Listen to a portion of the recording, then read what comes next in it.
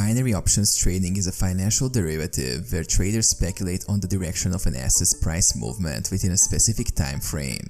Here's a beginner's guide. Asset selection. Traders choose an underlying asset such as stocks, currencies, commodities, or indices to trade. Directional forecast. Traders predict whether the asset's price will rise or fall within a predetermined time frame, typically ranging from minutes to hours. Contract purchase. Traders purchase binary options contracts, which represent their prediction. There are two types of binary options: call options for predicting price increases and put options for predicting price decreases. Expiration time. Each binary options contract has an expiration time, after which the trade outcome is determined. If the trader's prediction is correct at expiration, they receive a fixed payout. If incorrect, they lose the initial investment. Risk management. Traders should assess risk and allocate capital wisely.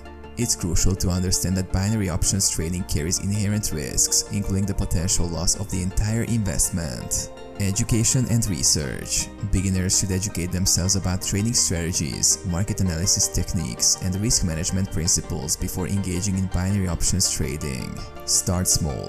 Beginners are advised to start with small investments and gradually increase their trading size as they gain experience and confidence in their trading abilities.